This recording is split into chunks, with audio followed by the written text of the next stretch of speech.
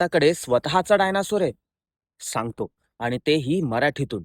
कारण विज्ञान मातृभाषेतून खूप छान समजतं. तर गोष्ट आहे 1980 सालची. गुजरातमधल्या राहोलीजवळ सिमेंटच्या खाणीमध्ये कामगारांना काही चित्रविचित्र असे छोटे-छोटे दगड सापडायला लागले. जिओलॉजिकल सर्व्हे ऑफ इंडियानी काय केलं, जेव्हा या दगडांचं परीक्षण केलं, तेव्हा असं लक्षात आलं, की अरे हे तर दगड नाहीच आहेत. ही डायनासोरची अंडी आहेत. शास्त्रज्ञांनी जेव्हा या जागेला उत्खनन केलं, तेव्हा प्रचंड जबडे, पाठीचा मणका, पाय असे अवशेष सापडायला लागले. संशोधनानंतर असं लक्षात आलं, की हे काही वेगळ्या-वेगळ्या प्राण्याचे नाहीयेत. हा एक खूप मोठा विशालकाय डायनासोर आहे. साधारण 6 ते 7 मीटर लांब म्हणजे एका बस एवढा.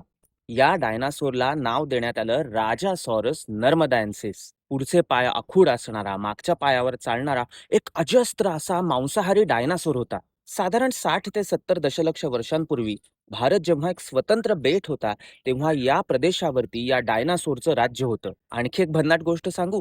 या डायनासोरच्या डोक्यावरती शिंगासारखा एक छोटासा भाग होता.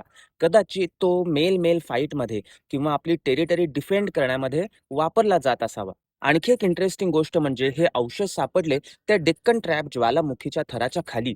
म्हणजे हा ज्वालामुखीचा जगातला सगळ्यात मोठा उद्रेक जेव्हा होत होता ना, साधारण त्या काळी किंवा त्याच्या थोडंसं आधी हा डायनासोर या भागामध्ये राहत होता. डायनासोर काही फक्त अमेरिकेपुरते किंवा आफ्रिकेपुरते मर्यादित नव्हते. भारतात सुद्धा वेगवेगळ्या ठिकाणी डायनासोर्सच्या वेगवेगळ्या प्रजाती सापडलेल्या आहेत.